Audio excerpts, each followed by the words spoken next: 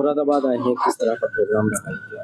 मुरादाबाद आज सामान्य कार्यक्रम में कोई ज़्यादा विशेष नहीं था। एक हमारी आज पार्टी के कार्यकर्ता हैं अभिनय चौधरी, उन्होंने कांट विधानसभा में एक कार्यक्रम कर रखा है, क्योंकि आज जो हमारे नेता हैं राष्ट्रीय लोकदल के राष्ट्रीय अध्यक्ष चौधरी जयंत सिंह जी, उनका आज जन्म दिवस भी है और उसी परिप्रेक्ष्य में उन्होंने कार्यक्रम करा। उस कार्यक्रम में हम लोग शिरकत करने के लिए आए हैं और सामान्य रूप से क्योंकि अभी SIR कल खत्म हुआ है और थोड़ा सा उसकी भी बैठक ली है और अन्य मसले थे, उन सब चीज़ों बैठ है एक तरह से सामान्य रूप से।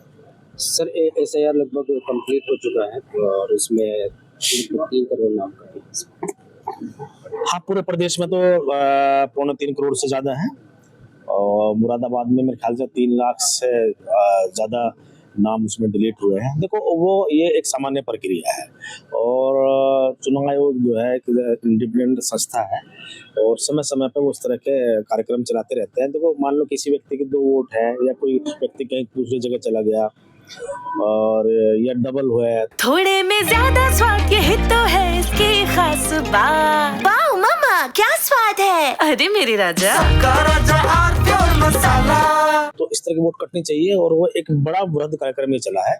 आज अब जो वोटर लिस्ट होगी वो शुद्ध होगी, ट्रांसपेरेंट होगी, उसमें कोई फर्जी मतदाता नहीं होगा और स्वस्थ लोकतंत्र हो, साफ सुथरा लोकतंत्र हमारा हो, तो उसके लिए वोटर लिस्ट भी साफ सुथरी और ट्रांसपेरेंट होनी जरूरी है। सर एक सवाल आपसे लेकर मनरेगा को लेकर के नाम बदला गया है, जिस पर विपक्ष लगातार हमला कर रहा है कि मनरेगा का नाम बदला गया है, बाबू जी का अपमान है, महात्मा गांधी का अपमान।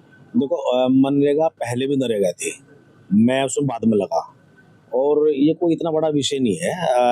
अगर हम जो है मनरेगा के विषय में बात करें, अगर हम जमीन पर देखें तो उसमें बहुत कुछ ऐसी परिस्थितियां थी। मान लो उसका जो उसका उद्देश्य है मनरेगा का, एक आम आदमी को, गरीब आदमी को रोजगार जो है गारंटी प्रोग्राम था, वो उसको रोजगार मिले, उसको एक आमदनी का जरिया उसके परिवार बच्चों को मिले, ऐसा वो कार्यक्रम था। लेकिन वो ऐसा जमीन पर होता दिखाता, उसमें कुछ चेंजेस जो है सरकार ने किए। नाम बदलने से कोई इतना बड़ा विषय नहीं है।